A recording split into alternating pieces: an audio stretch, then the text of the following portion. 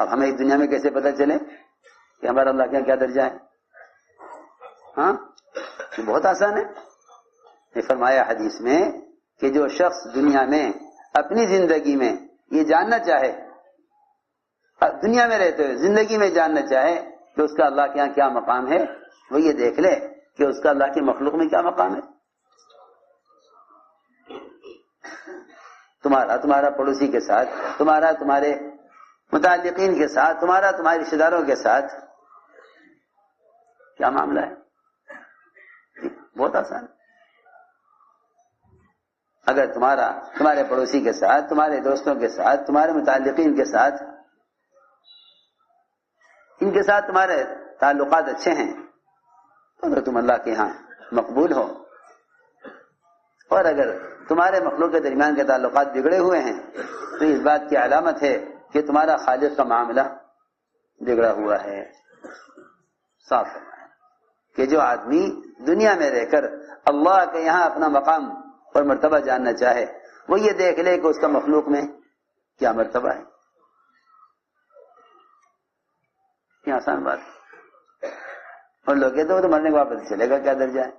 تو میں نے عرض کیا کہ بہت سے لوگوں کو لوگ کوئی حیثیت، کوئی درجہ نہیں دیتے کیونکہ ان کے ظاہر کو دیکھتے ہیں، ان کے ظاہر کو دیکھتے ہیں، ان کے ظاہر کو دیکھتے ہیں.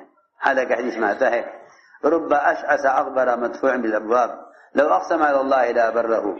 بہت سے ایسے لوگ جنہیں دروازے دھکے دے دیے جاتے ہیں، بکھرے بالوں والے ہیں، پراگندہ حال ہیں، دیکھنے سے بے حیثیت معلوم ہوتے ہیں، لیکن اللہ کا ان کا مقام یہ ہے کہ اگر کسی بات پر قسم کھا لیں تو اللہ تعالیٰ انہیں قسم سے بری کر دیتے ہیں. یعنی اللہ تعالیٰ ان کے کہنے کی لاج رکھ کر ان کے کہنے کے مطابق کر دیتے ہیں. ان کا اللہ کے یہ مقام ہوتا ہے.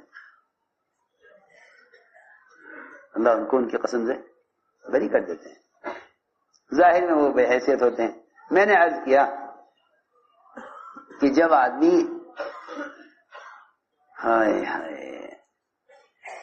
کسی مسلمان کو، جب کوئی شخص کسی مسلمان کو مسلمان ہونے کی نظر کے علاوہ سے دیکھتا ہے، جب کوئی شخص کسی مسلمان کو مسلمان ہونے کی نسبت کے علاوہ سے دیکھتا ہے، ہماری بات سمجھ میں آ رہی؟ جب آدمی کسی مسلمان کو اس کے مسلمان ہونے کی نسبت اس کے علاوہ سے دیکھتا ہے تو پھر یہ مسلمان کو ذلیل کیے بغیر یا مسلمان کو بے حیثیت سمجھے بغیر رہ نہیں سکتا. ہماری بات توجہ چاہتی ہے بہت. مسلمان کو صرف مسلمان ہونے کی نسبت سے دیکھو، مسلمان کو بس، کیونکہ اس سے بڑی کوئی نسبت نہیں ہے، اس سے بڑی کوئی نسبت نہیں، اس سے بڑی کوئی نسبت نہیں ہے. کیونکہ دو ہی نسبتیں ہیں دنیا میں، یا مسلمان یا کافر. دنیا میں دو ہی نسبتیں ہیں، یا کافر ہے یا مسلمان ہے. سارے مسلمان جنت کی طرف منسوب ہیں، سارے کفار جہنم کی طرف منسوب ہیں. ایسا ہی ہے نا؟ جی ہاں، سمجھنا چاہیے بات کو. کسی مسلمان کو اسلام کی نسبت سے ہٹ کر دیکھنا اس کی گنجائش نہیں ہے، اس کی گنجائش نہیں ہے. کیونکہ سب سے بڑی نسبت کیا ہونا ہے؟ مسلمان ہونا. مسلمان ہونا سب سے بڑی نسبت ہے. اللہ اکبر. میں کیا بتاؤں، مسلمان ہونا تو کعبے سے بھی بڑی نسبت ہے. مسلمان ہونا تو کعبے سے بھی اونچی نسبت ہے. مسلمان ہونا تو کعبے سے بھی اونچی نسبت ہے.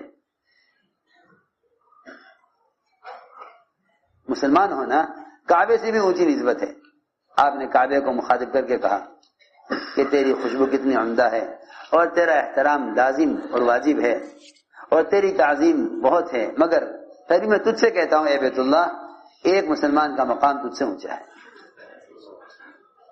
مولانا الیاس فرماتے ہیں گناہ گار سے گناہ گار مسلمان کو عظمت کی نگاہ سے دیکھنے کی مشق کیا کرو۔ گناہ گار سے گناہ گار مسلمان کو عظمت کی نگاہ سے دیکھنے کی مشق کیا کرو، سمجھے؟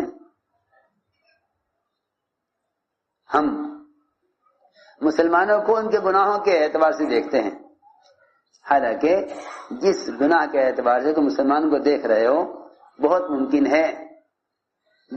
ہے کہ اس سے بڑا گناہ تمہارے اندر خود موجود ہو۔ تم اسے، اور دوسری بات یہ ہے کہ کوئی بھی گناہ تم نہ کرتے ہو لیکن دوسرے مسلمان کو گناہ کی وجہ سے حقارت کی وجہ سے دیکھنا یہ خود بڑا گناہ ہے، یہ خود ایک بڑا گناہ ہے۔ کسی مسلمان کو حقارت کی وجہ سے دیکھنا، اس کے کسی کبیرہ گناہ کی وجہ سے، ایک آدمی کو زنا کرنے کی وجہ سے پتھر مارے گئے، رجم کیا گیا، ظاہر بات ہے رجم کیا گیا، زنا کیا، شادی شدہ ہوتے ہوئے زنا کیا، اس کو پتھر مارے گئے اور رجم کیا گیا۔ تو ایک صاحب نے دوسرے کان میں کہا کہ ارے یہ خود ہی لا کے اپنے آپ کو اس نے رجم کرانے کے لیے پیش کر دیا، حالانکہ اس کے اوپر گناہ پر تو پردہ پڑا ہوا تھا، کسی کو خبر ہی نہیں تھی کہ زنا کیا ہے، اس نے خود ہی اپنے آپ کو لا کر پیش کر دیا کہ جی میں نے زنا کیا ہے، مجھ پر حد قائم کر دی جائے۔ اگر نہ بتاتا تو اچھا رہتا، آپ دیکھو کتے کی طرح رجم کیا جا رہا۔ حضور اکرم صلی اللہ علیہ وسلم نے ان دو آدمیوں کی بات سن لی، سن کے فرمایا کہ اس وقت یہ زنا کرنے والا تو جنت کی نہروں میں نہا رہا ہے، میں دیکھ رہا ہوں اس وقت وہ جنت میں ہے اور جنت کی نہروں میں غوطے کھا رہا ہے، جنت کی نہروں میں غوطے مار رہا، میں دیکھ رہا ہوں وہ جنت میں ہے اس وقت۔ اور یہ فرمایا کہ تم نے جو اس سے کہا ہے کہ یہاں کتے کی طرح رجم کیا جا رہا ہے، فرمایا کہ اللہ تعالیٰ قیامت میں تم دونوں کو اس پر عذاب دیں گے اور تم دونوں سے اس بارے میں سوال کریں گے، اور یہ تو اس وقت جنت کی نہروں میں غوطے کھا رہا۔ میں نے اس لیے عرض کیا کہ آدمی بعض مرتبہ دوسرے کے گناہ کی وجہ سے اس کو حقارت کی نظر سے دیکھ لیتا ہے۔ اللہ اکبر۔ کسی ایک مسلمان کو بھی حقارت کی نظر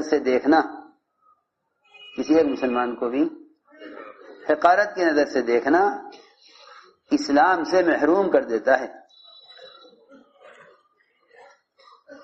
کسی ایک مسلمان کو بھی کس سے دیکھنا؟ حقارت کی نظر سے دیکھنا، کس سے؟ اللہ، اسلام سے محروم کر دے۔ یہاں تو لوگ ایک دوسرے کی تحقیر کرتے ہیں اور سمجھتے ہیں کہ اللہ ہم سے کام لے لیں گے۔ یہاں تو مسلمان کی تحقیر سے آدمی اسلام سے بھی محروم ہو جاوے۔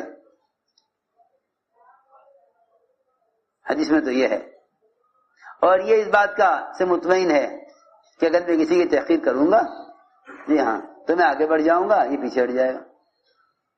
ہاں، لوگ ایک دوسرے کی تحقیر خود آگے بڑھنے کے لیے کرتے ہیں کہ ان کے جو ہے ان کی خرابیاں بیان کرو تاکہ لوگ انہیں چھوڑ دیں اور ہمیں قبول کر لیں۔ جیسا دنیا والوں کا دستور ہے نا، کمپنیاں مختلف قسم کی جو ہے فیکٹریاں جو مال بناتی ہیں نا، اور تو ان کا کام یہ ہے کہ یہ ان کے درمیان کا جو کمپٹیشن ہوتا ہے نا، کیا کہتے ہیں اس کو؟ یہی کہتے ہیں نا، اپوزیشن. یہ ایک دوسرے کی چیز میں عیب نکالتے رہتے ہیں، اپنی چیز کو چلانے کے لیے، آگے بڑھانے کے لیے. ہاں جی ہاں، اس چیز میں یہ نقصان ہے اور اس دوا میں یہ نقصانات ہیں اور اس چیز میں یہ نقصانات ہیں، اور جھوٹے مقدمات اور جھوٹے جو ہے الزامات لگائیں گے فیکٹری والوں پر کہ یہ اپنے مال میں یہ ملاوٹ کر رہے ہیں، اور دیکھو بھائی فلاں سے ذرا چوکنا رہنا، وہ اپنی چیز میں یہ ملاوٹ کر رہے ہیں. چلتا رہتا ہے دنیا میں، صرف کہیں کے لیے اپنی چیز چلانے کے لیے دوسرے کی چیز میں. بس کیا بتاؤں، کہنے کی بات نہیں. یہ بیماری اب ان لوگوں میں آ گئی ہے جن کو اللہ نے دین کی خدمت کا موقع دیا ہے. بس میں صاف صاف کہہ دیتا ہوں، یہ دنیا والوں کی بیماری اب دینداروں میں آ گئی ہے.